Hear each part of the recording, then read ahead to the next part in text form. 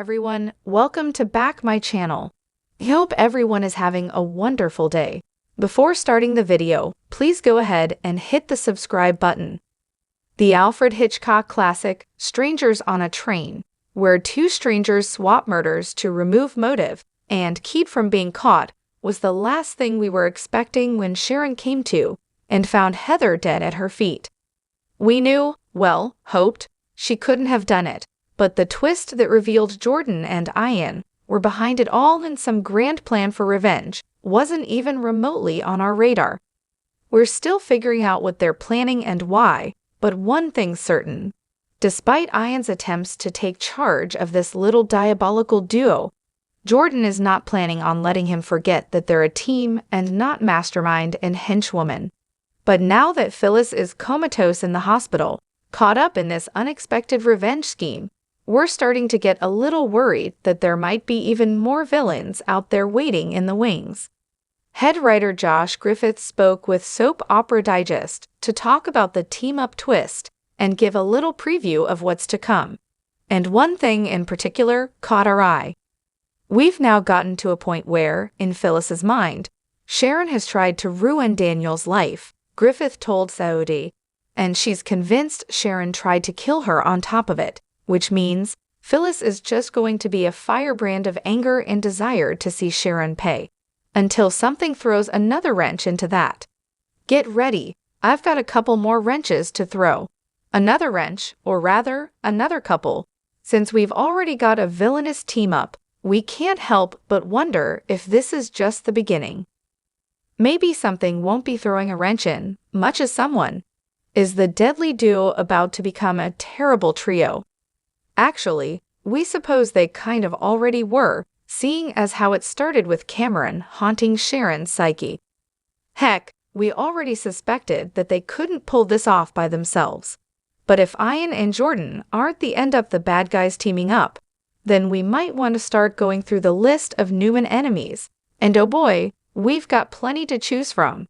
There are folks who hate Victor, Nikki, Nick, Victoria, Sharon, the list goes on. So we thought we'd go through a list of folks who might have reason to help Ian and Jordan make our favorite Geno City residents pay. There's always Mary Jo Mason, the former head of the Jabot Cosmetics art department, who became utterly obsessed with Jack. She shot and almost killed Victor, only for him to track her down upon recovery and toss her in a mental institution. Or how about Ryan McNeil's ex, Trisha Dennison? She went after Victoria to get Ryan back, locking her up on their wedding day and taking Vic's place at the altar. Oh, and she also framed Victor for rape so well, he was locked up and tossed into prison. Luckily, he escaped in time to rescue his daughter and throw her in the mental institution. And then there was Matt Clark, who raped Sharon, beat Nick, and, a few years later, came back to town with plastic surgery, using an unwitting Trisha as his accomplice. After she landed him in the hospital by crashing their car, he pulled out his own breathing tube and killed himself just so he could frame Nick for murder. But he could have just faked his own death to frame Nick instead. If we want to head even farther back, there's Rick Duros, who we haven't seen in, 40 years. He nearly married Nikki, intent on killing her on taking all her money. But Victor put a stop to that, earning a spear gun to the groin in the process.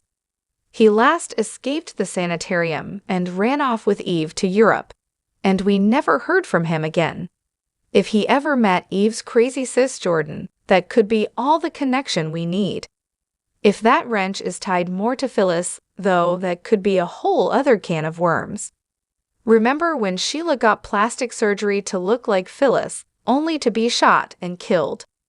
Well, before she died, she claimed they shot the wrong one.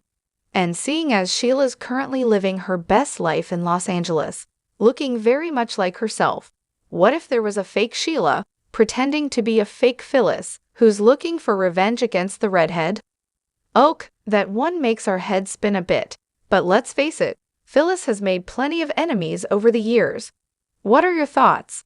Is there anyone else out there who could be helping Ian and Jordan, or are they working alone?